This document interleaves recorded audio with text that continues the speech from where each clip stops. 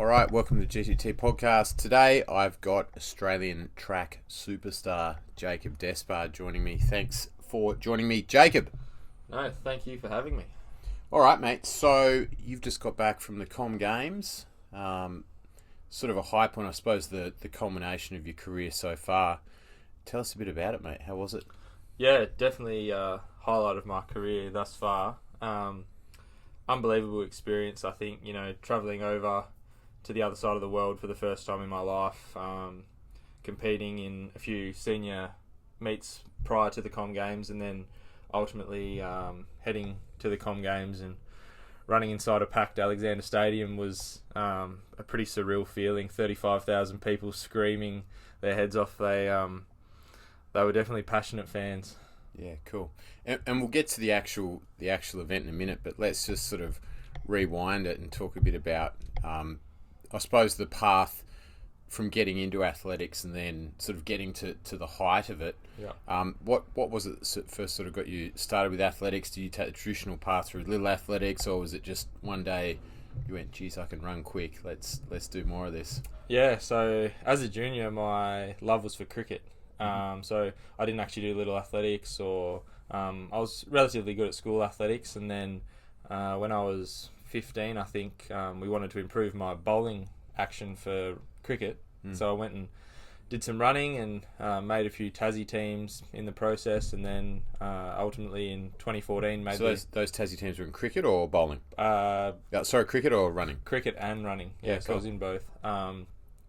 And then kind of got to 17 and I made the under-20 Australian team for running, and had to kind of choose what path I wanted to go down, and so that's when all focus went on the athletics. Yeah, right. And so what in those teenage years, what was sort of the distribution? Was running just something you were sort of doing for cricket? At what point did it switch over? Yeah, so at the time it was just a bit of extra fitness and cleaning up how I ran. I used to run with my head shaking like this when I was running into bowl, so we fixed that, and then it would have been when I was 17 years old was when the focus all switched. So I was running maybe once or twice a week prior to that, and then focus all switched. Cool. Just trying to think back. So I obviously knew your dad, or I've known your dad for 24 years now, and your dad was actually like one of the best all-round sportsmen I've ever seen. Gun footballer, good cricketer. Yeah, he's told me all about it. Yeah, I'm sure he has. Legend on the piss too. One of the best guys to have a beer with. But seriously, he was like good at everything. I remember once we used to do this fitness test in the parachute battalion, and it involved a whole heap of things. But one component of it was a 3.2 kilometre run in patrol order. So that's webbing. So webbing, I think, had to have about 10 kilos of weight in it. You had your rifle. There were different versions of it. Sometimes you ran it in boots, sometimes in sneakers. Anyway, it was so hard, right? 3.2k run in under 16 minutes in patrol order, and the first half it was all downhill, and then you had to run up this hill on the way back. And I remember doing it once, and there was a cohort of us. There was about 100 of us that did the test, and there was probably a cohort of about 10 or so of us that had been training a lot and doing extra training, and we were that bit fitter than the rest of the group.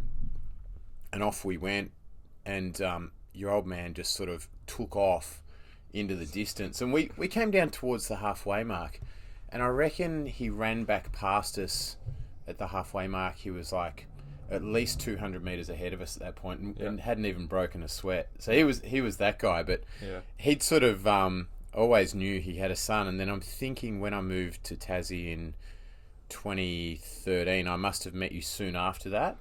Yeah. So what age were you at then? Because you were sort of in and out of athletics by that stage, weren't you? I think when we met it must have been maybe early 2016, I think. And I wasn't really training anymore.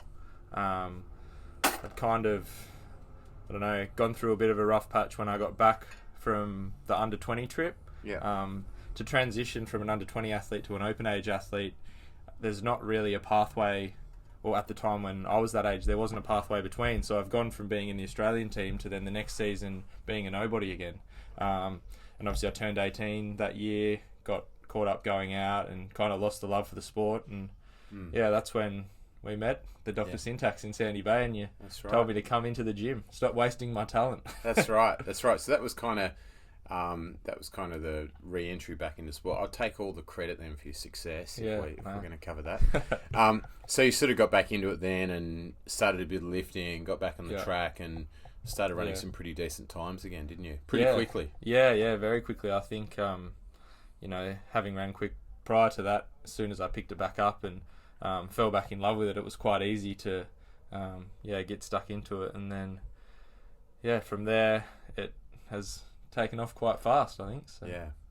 So what are some of the things, obviously now, that's 4, 5, 6 years ago. Yeah. It's certainly obvious to me just watching your training, both in the times you're running on the track, but also in the gym. You've developed a lot as an athlete in how you train and what you're doing. Yeah. Talk us through that. Talk us through some of the stuff you've learnt and some of the guiding principles in what you do. Because to the uninitiated, it's probably a bit of a mystery as to how sprinters and track athletes train. Yeah. And then even for fitness enthusiasts or gym goers or people who are interested in fitness, maybe personal trainers. Yeah. What does a world-class sprinter actually do in the gym? How many days? What sort of exercises? Yeah. So, as you said, obviously learn a few things along the way, and it's been a bit of a transition from junior into senior and joining the gym. And I think the first time I came here was really my first eye-opening experience to what an actual gym looks like and what is expected. And so for me, a few small things that not everyone does is just nailing your warm-up. For me, making sure all my mobility is good, I'm nice and warm before I go in and lift quite heavy weights, because as a sprinter, I'm lifting quite heavy weights at low reps, and it's quite hard on the body. So before I jump in the squat rack or try and do a power clean, the body has to be ready to perform at 100%. Consistency is another big thing for me. When I was younger, I probably thought that, if you train hard a few weeks, before a big race, I'm going to run quick. Now I know that's not the case. Probably the opposite, right? Yeah, exactly. And so, rocking up to every session, people talk about, how are you motivated? I'm not motivated for every session. I don't wake up every day and go, I can't wait to go and train today. I never wake up and don't want to train, which is a blessing. But I always rock up to every session, keep the consistency there and the quality. I think for a sprinter, it's important to know your body, and that quality is better than quantity. So if I'm having an off day, we might take 1 or 2 reps off the session or something like that, just so that we can keep the body performing at that, we're almost at breaking point each session. Yeah. And I suppose how has the training evolved for you? So in the gym, you've sort of gone from basic strength work. I know, 6 years ago when we did a bit of work together, we're sort of working on those basics of strength. Yeah. Plenty of hammy work. Trying to think now, it's a while back. We were sort of doing a lot of the stuff that, what was the guy's name? Charlie Francis, who's Ben Johnson's coach. Yeah. Doing some of the stuff those guys did, not all of it. But that sort of principle, but it looks like whoever you've been working with since, it's even evolved well past that, and you're doing a lot more dynamic lifting now. Yeah, so we do still lift similar to how we did back then, more so in the general preparation phase. So what I'm in now, preparing for the season. I won't race now for a few months, so we can kind of build a bit more of a strength base, but the science in sprinting and the gym side of it has quite evolved. And so I'm being coached now by Rolf Oman, who is currently in Hong Kong, but he was living in Sweden when I met him. Never met him in person actually, but met him online, and we've been working together for over 2 years. And so he's really big on speed of movement and time to peak velocity in all my lifts. So keeping everything explosive, nice and fast. Some people might look at me in the gym and not know what sport I'm training for and think, why is he squatting, only a quarter squat all the time, or chucking 250 kilos on the bar and quarter squatting it. And you've got people that don't know what's going on, going, good on you, mate. Like ego lifter. Yeah. But there is science behind it, and it is working. I've improved from, back then my PB was 10.6, and now I'm running 10.2s quite consistently. So yeah. And that is, there's a lot of nuance to lifting weights, and obviously, most people go into the gym lifting weights either because they want their muscles to be bigger, or they just know it's good for them. But how we use resistance as a tool for making people move faster is a whole. It's basically, it's as different from resistance training for health and physique as running is, as sprinting is from long distance. There's that much difference. So, for anyone who's been on your Instagram and seen you doing those really, really fast quarter squats with 250 kilos, the context of that is that they've got to understand that sprint mechanics, so when you're upright and running, the amount of hip flexion and knee flexion you actually go through is nowhere near a full squat. No, not at all. And so if you go and... I think there's a saying...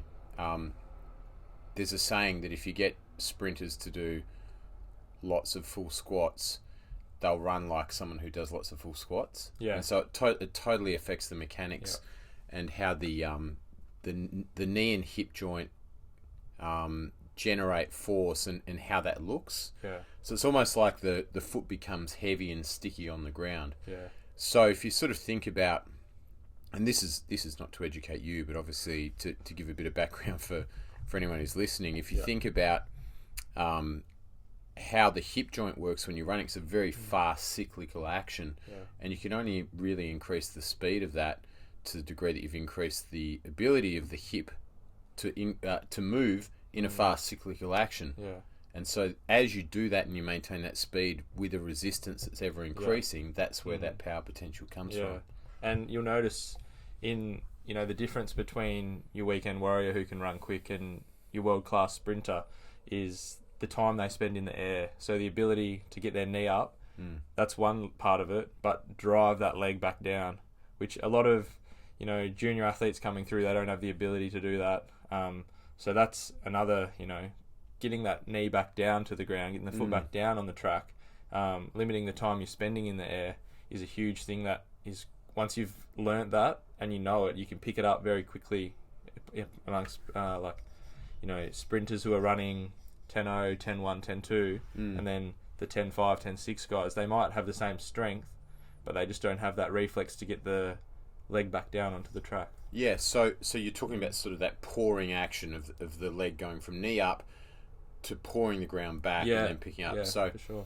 Yeah, so that and that's one of the little known adaptations to strength training, especially maximal loads. So there's a proprioceptive organ called the Golgi tendon organ, which is it's situated more towards the tendon than the muscle belly, and the way that functions, it sort of functions like a brake, right? So if you don't do any heavy lifting, it's quite a sensitive response where it acts as like a, hey, don't go that fast because you're not prepared for it. Yeah. So doing any sort of dynamic strength training, and that can be Olympic lifting, it can be those fast quarter squats, it could be squatting against band tension. Any of that sort of training has a inhibitive effect on the Golgi tendon organ, so it down regulates how quickly that braking mechanism comes on, and so it's having an unlocking effect on strength. An unlocking effect on speed. So one part of it is you're getting stronger, and power is force times velocity, so the amount of force you can generate and how quickly you can do it. But the other part of that dynamic strength training is essentially tuning up the software in the nervous system so that your body will move quicker on demand. Pretty cool, right? Yeah, and trying to stay lean at the same time. Yeah. Because obviously power to weight ratio in sprinting is key. Let's talk about that. I mean, what is your nutrition protocol? Like, how does that look? I mean, you're in decent shape, probably the second most ripped bloke in this room at the moment. But what does it look like? I mean, are you counting calories, or are you just sort of eating certain foods? Yeah, I did count calories for a bit, and found I just got way too obsessed with it, and it wasn't really a healthy obsession. I don't know. It wasn't unhealthy, but I just wasn't enjoying it. And I think, for me, I keep a high protein diet, pretty clean. Coming up to races, 3 months out, I'll really cut back on my white flour products, milk, sugar. But during, the preparation phase and coming into the season, I'll just eat a lot of chicken, salmon, meat, green veggies. Love sweet potato, but not to say I'll have a pizza every now and then as well. So, love pasta. It's just a nice, balanced, healthy diet. Yeah. So you're sort of doing essentially that, or managing energy balance by not eating certain foods. Yeah. And sort of sticking to that whole foods approach, because you can only eat so many calories. Yeah. Sort of doing that anyway. Yeah. Nice and easy. Yeah. All right. Very cool. And when you're sort of coming into season, what are some of the main changes that happen? So if you're sort of talking through off season like you're in now, what's the weekly distribution as far as running sessions, gym sessions? How does that all look? Yeah, so usually in the off season you'll up the gym sessions, get a bit more strength in. So for example, at the moment I'm doing 3 gym sessions a week and 5 on the track. So then 2 in the pool as well, which is more like an active recovery. But the split's not bad. I enjoy it. But once we get into the season, obviously the gym backs off and the track backs off as well, because recovery is really important. So once your body starts running faster, you need longer to recover. So it's a bit like I could go and do the same thing as someone who runs a bit slower than me and be more fatigued, because I've got more out of my body.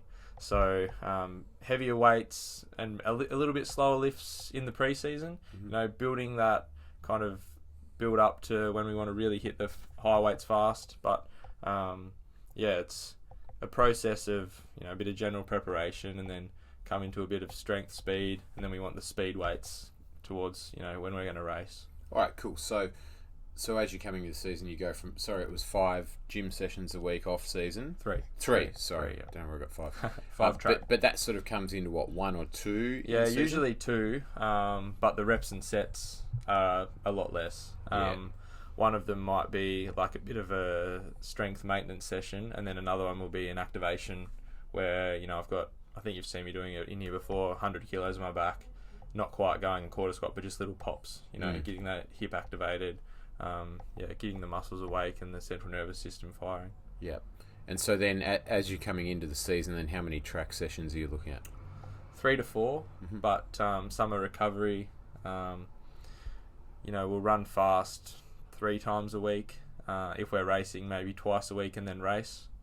But it's weird. It's almost like the pre-season now is when you do the work. Yeah. A lot of people don't realise that. Like, I've got back and my friends are like, oh, we've got so much time to do things. And it's like, well, not really. Like, this is my busy period of, 9 sessions a week. And then once the season comes around, that almost cuts in half because, you need recovery time from the higher intensity sessions, and racing on the weekend will take a lot out of you. So, it's I don't know if you've found this, but the impression I get for a lot of athletes, especially athletes in power sports like yours, that's almost mentally the harder part of the year too, because you've got an appetite and a discipline for hard work, and you come into those blocks of the year where it's a lot less training volume. Yeah. And recovery is the factor, and you want to be doing everything you can, but there's only so much you can do, right? Yeah, it's hard because you see that mentality of like people getting up at 3 a.m. and training hard and doing another session in the afternoon and grinding, and you feel like you're not doing enough. But I guess this is probably the first season where I haven't had that feeling, because I've almost ran a PB every race. So, but in previous years, you're sitting there trying to recover, and I think a lot of elite sprinters come unstuck here where they don't listen to their coach and they think, oh, 1 extra gym session here won't hurt, or 1 extra session, quickly I'll just go down the track and do another session, and then they burn out or get injured, and how did that happen? But recovery is key, and that's one thing that this year I've really been able to appreciate and really hone in on. Yeah, I remember you when you were in Melbourne, you had the truck driving job, didn't you? And it killed your recovery. Yeah. Oh yeah, it was long hours, early mornings, sitting in a truck seat all day. So yeah, that's another thing. Like moving back here, I've been able to sleep better, 8 hours, 9 hours every night. Like that's for me one of the main things I think is getting that sleep, 8 hours, 9 hours. If I don't have it, it's not that can't function, but my body just doesn't feel the same. Like I don't feel fresh or ready to go. Yeah. I mean, it doesn't matter how many cold showers you have. It doesn't No, matter, that's right. Doesn't matter what supplements you're on if you're not getting your full sleep allocation. It's all a moot point. That's for sure. Alrighty.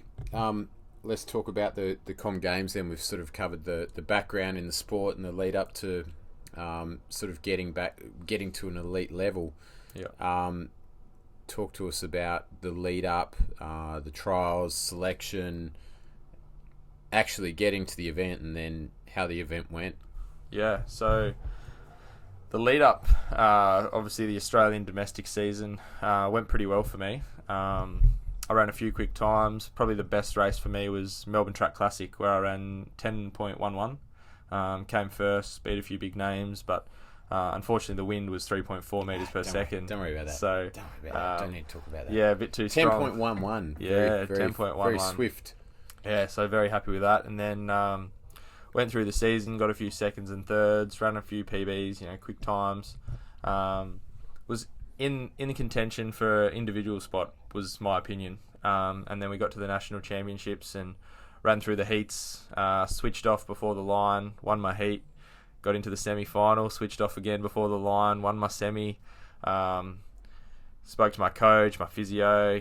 We thought we were on for the final. Conditions were good. It was quite windy out there, but the body was good, feeling good, and got in the final. Gun went and I pushed out of the blocks, and the blocks slipped.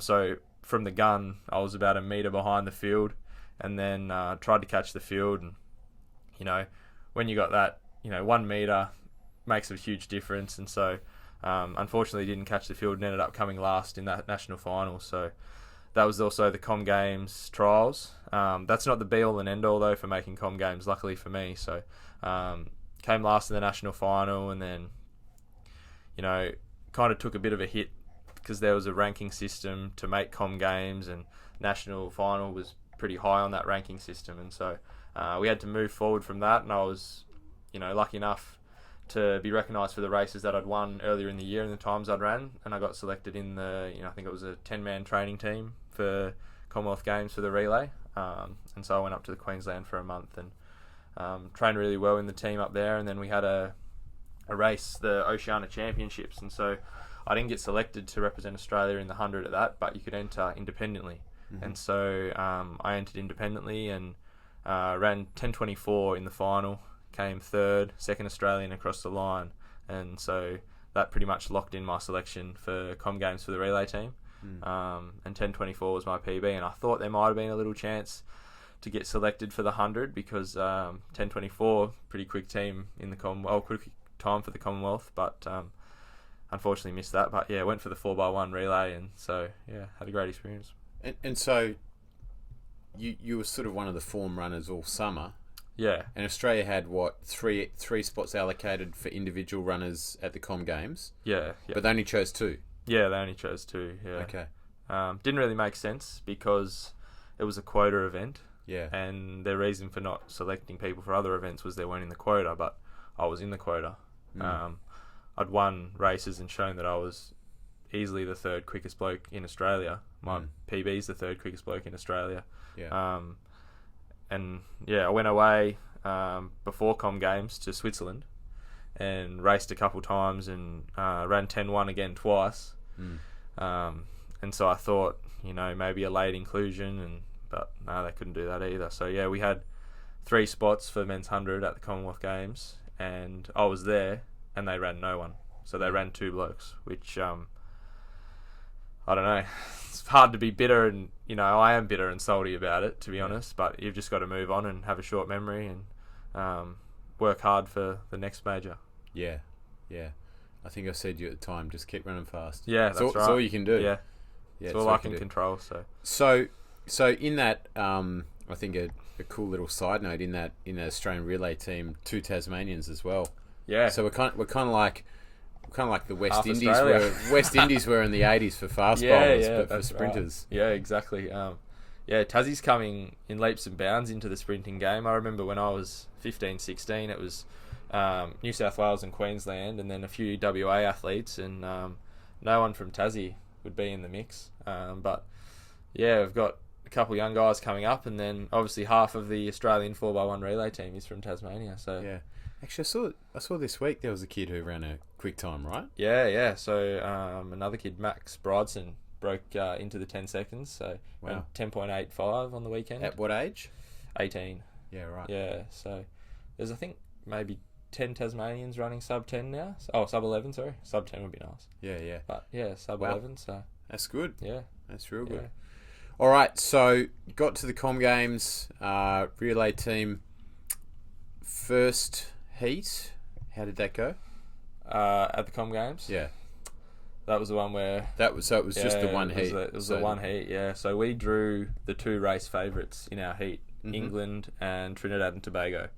So we knew it was going to be on, but top three got through. Mm-hmm. And so it was Trinidad and Tobago, England and us. And there was a few other countries as well. And I was running second. So down the back straight, most countries put their quickest bloke down the back straight. So I was pretty honoured that I'd been given that. So Josh Azzopardi from New South Wales started us off. Great start, ran an unreal leg. Him and I had been training in Tonbridge for 3 weeks with our change. And it showed in the race. Like, we nailed it. Then I took off down the back straight and pretty happy with my run. Bruce McAvaney didn't know what was going on either. Yeah, I'm not sure where he was sitting because Bruce, if you're watching this, mate, sure he is. You've hurt me. But no one made ground on me, Bruce. So yeah, let's just not say that. But ran down the back straight and had the Trinidad and Tobago guy on my inside. And we held the stagger for the whole way until we handed it off. So I think England had about half a metre on us on the outside, and then Australia and Trinidad and Tobago came into the third leg equal. And Jack Hale, Tasmanian, around the third leg, coming into Rowan Browning, and then I saw Rowan's first 2 steps, and he was pushing out at an angle that I thought, oh my God, like you got to be pretty strong to push your body at an angle like that and hold it. And so they say a good acceleration is where you're on the verge of falling forward. And he was pushing, and then all of a sudden the angle went more, and the whole thing went into slow-mo. I was halfway around the bend thinking that we'd just locked ourselves a spot in the final. And unfortunately, Rowan hit the deck. Something that, I don't know, we wouldn't even have imagined was going to happen or, worried about. The thing that you want to worry about is dropping the baton. And so halfway around the bend, I've just ran potentially the fastest I've ever ran in my life. As I said before, whole stadium screaming, and felt like I was on top of the world. And then to have that happen, it was, it was a very weird feeling, like almost like someone just stabbed me in the back. I suppose it is one of the super weird things in team sports too. You can do everything right yourself, and then something goes wrong, and I think you got to be pretty humble about it too, because sometimes it's someone else's day to have it go wrong, and sometimes it's yours. Yeah. As you found out in that qualifier. Yeah, that's where the block slipped out, but it can leave you with a weird feeling, because it's like, I've just done really well myself and bought everything I've prepared for on the day, and yet something like that can happen. And really, you're absolved of any responsibility, because it wasn't you, but it's this empty feeling, because despite all your best efforts and a great performance, you don't achieve your mission on the day, which is to qualify. Yeah, it is a weird one, and it took me a while to really process what had happened and accept that had happened. I probably watched the replay over 100 times, praying that he didn't fall. And a lot of people since have asked, you must hate him, or do you want to kill him? And bit extreme. It is, and I'm not angry at him. It's like accidents happen. It's just more a disappointment for what could have been, and as you said, like how hard we worked leading in and training, and then to perform so well myself, but have nothing to really show from it. Like obviously you can watch the video and say, oh yeah, you ran well, but on paper it says did not finish. And when I got back, you know, people are like, oh, did you get a medal? You know, and so, yeah, I think, I don't know, it's a hard one to. I still probably haven't processed it completely. Yeah, it's a hard one to reconcile. Yeah. As far as your own run, I mean, it's not as cut and dry as just an individual 100 where your time is timed. Yeah, that's right. As far as how it felt, is there any sort of objective measure of your run? Is there a time from baton acceptance to changeover? Yeah, so they'll get a flying 100-metre split. Okay. And so my split was pretty good. I think it was 9.3. Okay. So on the fly, that's not bad. How does that compare with other times you've run in a relay? It'd be the quickest for me, definitely. The wind in the stadium obviously plays a factor as well, so it was a bit swirly, and but still, the times aren't that accurate from, you know, getting a flying split, and it could be when you were, you know, about to pass the baton, and so you've slowed up a bit, or you're starting to fatigue, and you've already ran the first 100 quicker, and there's so many variables, but we were happy with. They time our relay exchanges for the 30 metres, so there's the 30-metre exchange zone to pass the baton, and they give us splits for how quick we get the baton through there. And so the first and second ones were world class, which is good to know. A lot of, you know, the Jamaicas and USAs of the world probably don't train for relay as much as we do, and that's why we can be so competitive, because through the 30-metre change zone we might get the baton through quicker than them, and so that'll make up for our deficit on the straight. Yeah. But yeah. Yeah, right. I didn't know that. All right. So big event, big life experience, bit of a downer with how it played out. Yeah. How was the overall experience though, being at the games? Did you stay in the village? Like, how was all that? Yeah, so I didn't get to go to the opening ceremony, which sucked a little bit because we weren't on till the second week. So due to COVID, and they didn't really prepare the village properly because they thought it was going to be cancelled. We had to come in halfway through, and so we missed the first half of the Com Games, I guess, and didn't get to go to the opening ceremony. But once we got there, pretty surreal feeling, walking into the village wearing the Australian kit, and you know, for example, when I walked in, the swimmers were all about to go. Yeah. And so I've just watched them at the Tokyo Olympics, and they're all there, and I'm like, and looking down at what I'm wearing, and they're wearing the exact same clothes, and I was like, stop being a fanboy, like you're you know, one of them now. Yeah. So that was probably the first kind of eye opener, like, oh yeah, this is real. And then in the village it was just, you know, wasn't mayhem, but there were people everywhere all the time, and so many different languages in the food hall. That was one thing that threw me, like sitting in the food hall and there's just that many different languages and accents flying around. So it was almost mentally draining to go and have dinner because you just had that much going on. Yeah, highly stimulating. Yeah. Lots of partying once people finished up? No. Because so no sort of highly athletic babies coming out down the track? There would be. No, there would be a few of those. But no partying in the village. They made people leave 48 hours after their event. Yeah, right. So usually I've heard that the swimmers are the partiers because they finish in the first week of every major. Yeah. And then so they've got the second week is what do we do? So they party, and but they were sending them off. So 2 days after we got there, all the swimmers had left. So we didn't witness any big partying, but there was definitely a bit of sharing rooms. And when we arrived, we got a sexploration kit. Whoa! So in the room, that was the first thing I saw actually sitting on my desk. Did you learn anything there? Nah, let me down actually. Okay. I opened it up with high hopes, but that's the way it goes. All right, so adjusting back to normal life afterwards. You talked a little bit before we started recording about surprises in how challenging that can be. Yep.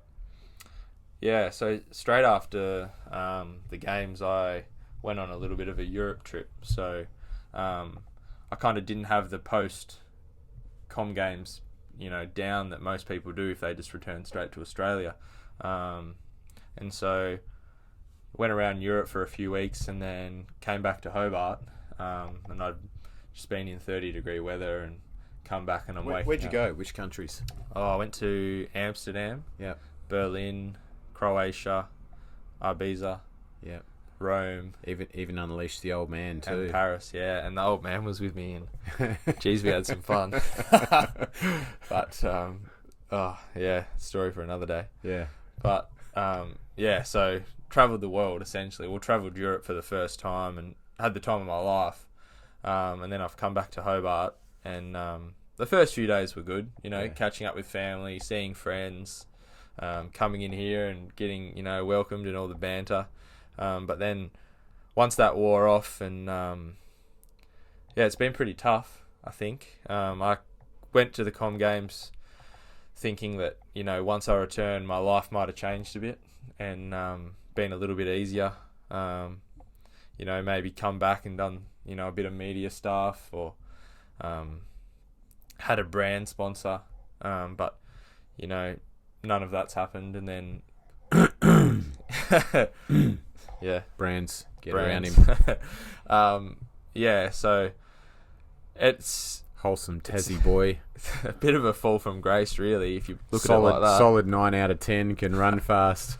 Jeez, get around him. Yeah, so just coming back and trying to get back into work and then back into training, and it's just not a slap in the face, but mentally exhausting. And I didn't really have a time after the Com Games to really process the experience. And so once I got back to Tassie, it all kind of hit at once, I guess. Do the AIS do any sort of education on this? I mean, I would have thought this is a phenomenon that's fairly common in professional sport, where you've got the high of competing at the highest level, and then on the other side, I mean, this is well documented. There's been a plethora of professional athletes over the years who really struggle with the other side of professional sport. And it happens, I was talking about the military, soldiers with experience in sort of high kinetic active service where they've been in battle, they really struggle with the other side of that.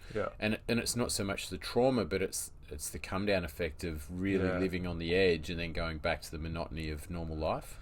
I can't say for a certain that they don't, but it's not something that is, showed to us and kind of advocated, I guess. And like when it kind of happened, I didn't have a breakdown, but I had a pretty rough day last week.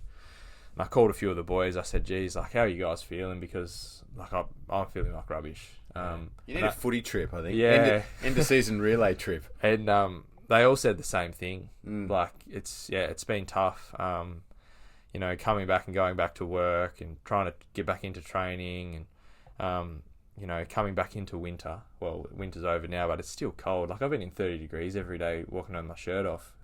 Come back here and I'm trying to get out of bed at 2 degrees in the morning. So it was just like an overwhelming come down.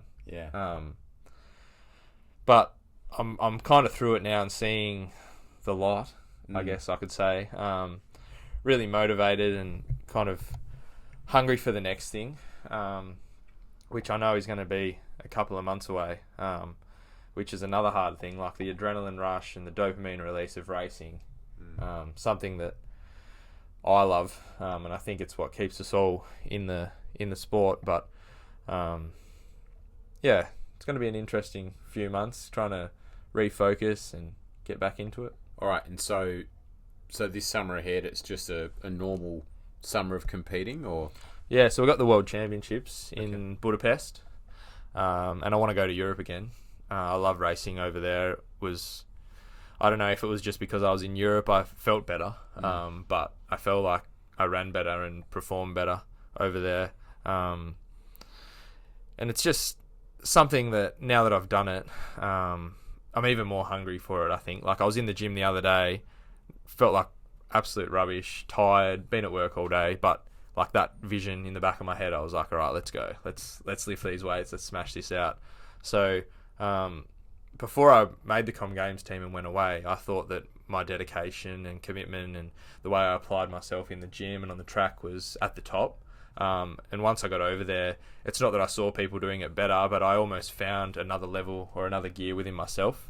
And so I'm really excited to apply that, for the next 12 months and hopefully reap the rewards and run individual overseas at, Budapest World Championships. And how many spots does Australia have allocated for that? Three, yeah. Three so as same well. situation. Yeah. So another summer of putting together good times and who knows? Yeah. So there's two ways to qualify. Back in the day, it used to be a simple, let's say 10-2 and you got in. Now they've decided they want 50% of people to qualify with a time and 50% to qualify with a ranking system. And it's kind of to weed out the dodgy countries that put on a meet and they might fudge the times a little bit. You're not going to run 10.00, which is the new qualifier, just on the back of a whim. So you either run 10.00 or you get 5 times that are averaged out with points and you get ranked on a system. Okay. So there's, I suppose that works in your favour in that if you just have a good, solid, consistent summer, you should be right. Yeah, so if you had one like this summer, like the last summer, it would have been close. Yeah. If I didn't slip at nationals, yes, I would have made it. I would have ran individual at World Champs this year as well. Yeah. But slipping at nationals really cost me. It's funny how that had such a flow-on effect. At the time, I was so angry, but I didn't actually realise how, like people saying, "Oh, it's only one race." But it was one race that went wrong, but it stopped me from racing so much more, which sucked. But I just need to put through, 5 times under 10:20, and that would be enough to get a spot. Yeah, cool. And beyond that, Olympic Games? Yeah, definitely. Same goals, individual and relay? Yeah. Paris 2024, we really want to go individual there, and high hopes. Like, it's a bit of a 2-year plan now. The build is, obviously we want to go Budapest next year, but 2 years' time, I want to be running sub 10 in Paris. We think it's achievable, and, what a better place to do it at the Olympics. So now everything is, yes, Budapest is the short term, but really working towards Paris 2024. All right, so you've mentioned sub 10. What do you and your coaching team think you're capable of? How fast do you think you can run? Yeah, well, that's the golden question, isn't it? Yeah.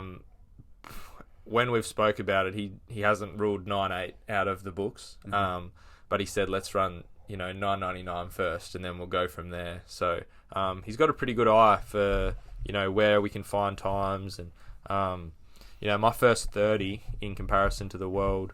The world's best guys, I'm lacking. So my top speed is on par, but I just need to improve that first 30. And so we hope that we improve that first 30, and then that flows on to improving my top speed as well. So wasn't that kind of your thing though when you were starting off? It you was were a really good starter. Yeah. When I was younger, it was my thing. So what happened there?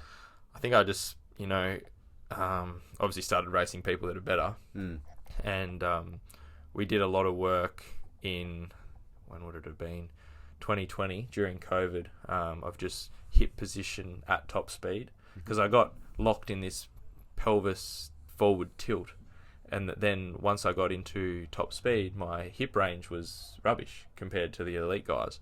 And so while we had time during COVID, we did a lot of walking with hips up, lifting the knees high, and doing that with a sled, and exercises in the gym that really improved my core and posture and my pelvis position. And so now, I'm pretty strong in that position. And it's not that we've neglected the first 30.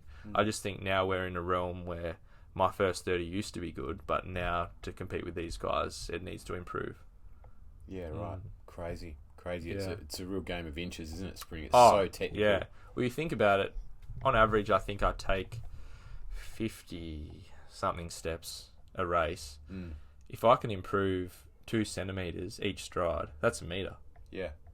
2 centimetres each stride is that. Yeah. But over the race, it's a metre. Yeah. And so in a race that is won by half a metre or less, that's huge. Yeah. Yeah. What is the Australian record? 993. 993. Who was that? Patrick Johnson. Ran it in Japan. Yeah, right. Yeah. Yeah, so we've got PJ at 993, and then Rowan Browning is the second at 10:01. He's the second quickest. So I've only ever had one Australian go sub. Yeah, right. Yeah. Wow, that'd be quite something, wouldn't Oh, it? yeah. Run sub 10. Yeah. Yeah. Amazing. What do you think needs to happen? Is it just technical improvements and the skill acquisition that comes with doing something well for longer? And I think I need to, start running a few 10.0s consistently, even low 10.1s, and get recognition at that level and potentially funding to allow me to stop working and really go all in. Because at that level, you want to be seeing physios almost every second day. And, Have you ever heard of OnlyFans? Surely there's like a sprinter's fetish on there. Yeah, come and watch my training videos. Yeah. Here's my foot after training. Oh, wow. Here's a photo of my foot. Don't tempt me. Don't tempt me. I had some weird requests at the Com Games in my Instagram DMs. Hey, like what? Can you send me a photo in your bodysuit with no undies on? Wow. Like, I'll pay you X amount. How much? 500. I'd do it for 500. Well, the thing is that when I'm standing on the track in this bodysuit, what's the difference if a photographer takes a photo of me? Yeah. Like, I was just thinking, but there was a few other inappropriate ones as well, but like, there obviously is money to be made there, but I think I'll just try and run a little bit quicker and look, never say never. Never say never. Yeah. A pro does what they have to make it happen. Yeah, that's right. Yeah. All right. So sort of technical improvements and just things that come with time on the track. Yeah. So we've been like the progression of my times is improving a lot, and my strength isn't where we want it. So we're really going to hit that hard this year and improve the first 30. And who knows? Like, we could run sub 10 this year. We never know what's going on, but I think I just need to maintain, the consistency and recovery and rocking up to each session, completely switched on. So, it's going to be a fun time. And I'm already so excited to race. It's we're 5 months out from when I'm going to be running quick, but like, I wish it was next week. So that's another thing. Be patient, do the right training, trust the program, and the quick times will come. How old are you now? 25. 25. Yeah. What's the window as far as, sort of peak age for sprinting? And it depends. You've got sprinters who, when they were 14, were in the gym squatting, and they're probably not going to be running quick, at my age. Who was the guy in your cohort? The guy with the massive quads? Yeah, Trey Williams. How fast is he running now? He's not running at the moment. He ran 10:10 at Com Games trials back in 2018. Yeah. And then best set of quads ever. Oh yeah, unreal. Yeah. Genetics, man. You should see his little brother. Yeah. Little brother has bigger quads than me. Wow. And he's 3. Yeah, he was like 5, man. He's walking around the track with these quads. I was like, holy shit. But no, Trey went to rugby sevens for 2 years. Okay. Yeah, got a rugby sevens contract. Unfortunately, I don't think he's still playing sevens, but he is playing rugby. So yeah, makes sense. Yeah. Quads are bigger as well than they were. Wow. Yeah. Where were we? Yeah. Where were we? What got me onto that line of thought? Talking about getting stronger. Oh yeah, sort of the timeline as far as age goes. You're 25 now. Oh yeah, that's right. What do you think how many years of good running do you think? Yeah, I think I've got another 4 or 5 years in me at least. Potentially even go to 32. And I can go out to 400 as well. Yeah, right. If I want to. And then that then puts the age out further. But is that then a commitment to totally change events? So if you say, I'm going to run 400, does that see you putting 100 on the shelf and committing to 400, or would you do both? Yeah, you kind of have to choose. You can do the 1 and the 2, or the 2 and the 4. But to do the 1 and the 4, yes, they kind of do help each other. Maybe like you see a few 100 runners run a couple 4s early season, but they're never going to hold it for the whole year. And then you see a few 400 guys, they'll run a few 100s for their speed early in the season. But to do both, you kind of have to be like a freak. Yeah. Yeah. Michael Johnson could have run the 1 as well, I reckon. Yeah. I used to love watching that guy run. Just Yeah, beautiful. unreal. Yeah. So smooth. Goat. That spine. Has anyone beat his 400 time? Yeah, a guy from South Africa, I want to say. Wade van Niekerk. Yeah, right. Yeah, he ran really quick and then played a charity rugby game and did his knee. Yeah. That was a few years ago that he did that. Struggling to come back. What could possibly go wrong? Yeah. Just going to play this game of rugby. Mm. Yeah, right. Okay, so Yeah. so that, I mean, if you sort of look at worst case scenario, you got 4 years. Best case, maybe 6 or 7. That's plenty of time to get better. Yeah, that's right. And so, like, my coach always says to me, we're just scratching the surface at the moment. And so that's kind of encouraging, knowing that I'm running 10.2 and, you know, so I'll be 27 at Paris Olympics.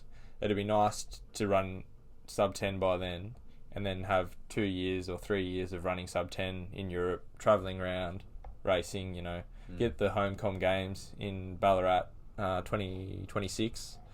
And so, you know, if I'm running sub 10, win a medal there would be unreal. And who knows where I'd go from there. Yeah, for sure. Very cool.